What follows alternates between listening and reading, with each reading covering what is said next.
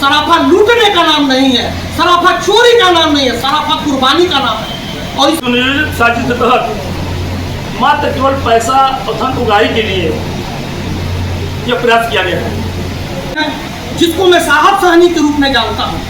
ये पता नहीं कौन चिन्ह पैदा हो गया जिसका नाम सत्येंद्र साहनी है।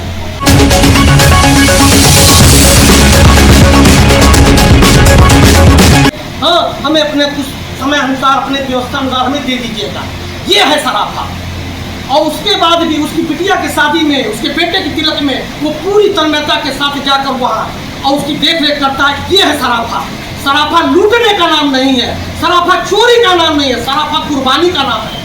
और इस नाते मैं आपको बताना चाहता हूँ मेरे मीडिया के साथियों कि अब सराफा के व्यापार को कलंकित करने के लिए जो राजनीतिक प्रयास किया, रूप दिया जा रहा है, इस नाते मैं मजबूर होकर आप सभी मीडिया के साथियों को मैं यहाँ निमंत्रण दिया हूँ कि मेरी बात सुने और जाने।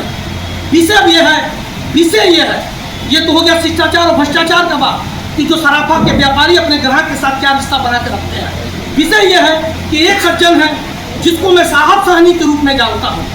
ये पता नहीं कौन चिन्ह पैदा हो गया जिसका नाम सत्येंद्र साहनी है। साहब साहनी से विगत 26.5 महीना पहले मैंने उनका एक अदद अंगूठी और एक सोने की अंगूठी, एक अंगूठी और एक चैन खरीदा था, जिसका बाकायदा हमने उनका पूरा उस समय के भाव से जो रेट बनता था उनको मैंने पूरा पैसा दिया है और उसका पूरा मेरे पास साक्ष्य भी है और बिल भी है, GST बिल भी है। केवल यहाँ आपके सामने कहने का मतलब क्या है कि मेरे स्वभाव को, मेरे ईमानदारी को, मेरे सामाजिक ग्राफ का हनन किया जा रहा है केवल दुष्प्रचार करके। दुष्प्रचार नहीं होता, राजनीतिक रूप नहीं दिया जाता, तो क्या करते वो लोग? बताइए क्या मामला था कि एक सुल्तानपुर से भी सांसद महोदय जमीन पे आ गए, क्या इतना बड़ा मामला था?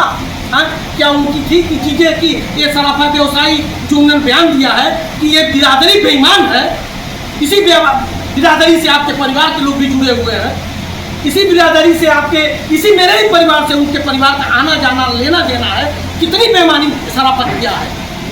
लेकिन एक तुच्छ इंसान के, एक जो केसरी नारंगी गमछा लगाकर केवल अपने आप को हिंदू वाहिनी का कार्यकर्ता बताकर कितने लोगों का शोषण करता है, वो आप सभी मीडिया बंधु उसके पता करेंगे, अब तो पता चले कहाँ से धन उगाही करता है, कहाँ से सेटिंग करता है, कहाँ से कॉन्टैक्ट लेता है कि आपका पैसा चलिए ये बताइए, मैं उगाही करूँगा, पैसा मिलेगा और मैं आधा बांट लूँगा। क्योंकि मेरे दुकान पर 2 लाख की डिमांड किया इन लोगों ने, क्योंकि जब दुकान के लोग मेरे पास ऐसा नहीं किए, ये मामला पैसे सीधे थाने में चला गया।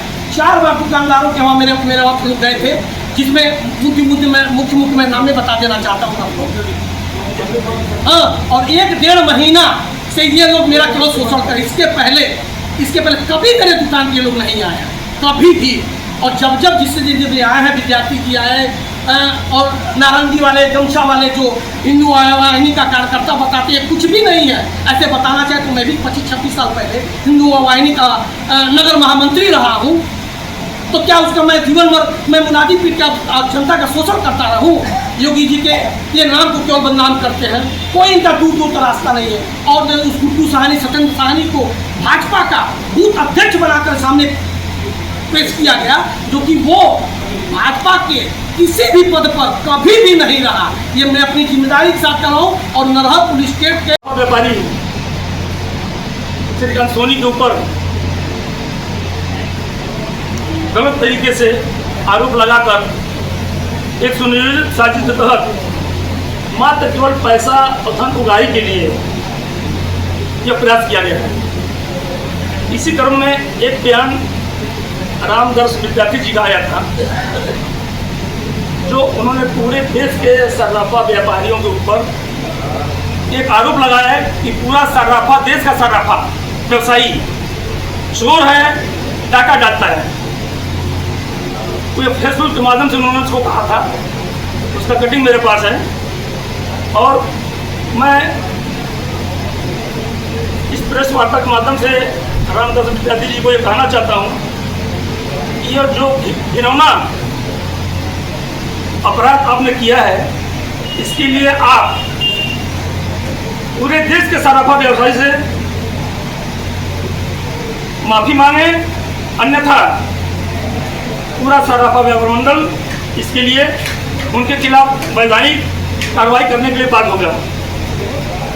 दूसरा बयान अशोक यादव जी का आया था, जिसमें उन्होंने सराफा व्यवसायियों के लिए डराने धमकाने का एक दुस्साहस कर रहे हैं।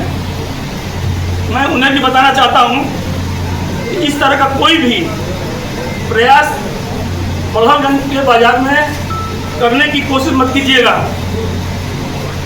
यहाँ के व्यापारियों को के बारे में हम अच्छी तरह जानते हैं। किसी भी प्रकार की आपकी गुंडागर्दी इस बाजार में चलने नहीं पाएगी, न चलने दिया जाएगा। इसी मुद्दे पर मैं अपनी बात एक बार और कहना चाहता हूँ। इस मुद्दे पर अपनी राजनीतिक रोटी सेकने वालों को एक सवाल करना चाहता हूँ कि क्या सराफा व्यवसायी या उनका परिवार वोट नहीं देता है, या फिर उन्हें सराफा व्यवसायियों का वोट नहीं चाहिए? जाति पात से ऊपर उठकर यह सही और गलत को ध्यान में रखते हुए उन्हें किसी भी प्रकार का बयान देना चाहिए था। मैं इस प्रेस वार्ता के माध्यम से यह भी बताना चाहता हूं कि किसी भी ग्राहक किसी भी प्रकार की कोई समस्या या कोई परेशानी अगर है तो हमारे सराफा व्यापार मंडल से के पदाधिकारियों से संपर्क करें और सराफा व्यापार मंडल उनकी हर समस्या को नियमानुसार उनके समस्या का समाधान कराएगा। यह मेरा आश्वासन है और सराफा व्यापार मंडल इसमें निरंतर इस तरह के कार्यों में सहयोग करता रहेगा। और व्यापारी मेरा पूर्वांचल से जुड़ी खास खबरों को देखने के लिए ओशियन न्यूज को फॉलो करें। यदि यूट्यूब हो तो सब्सक्राइब करें। धन्यवाद।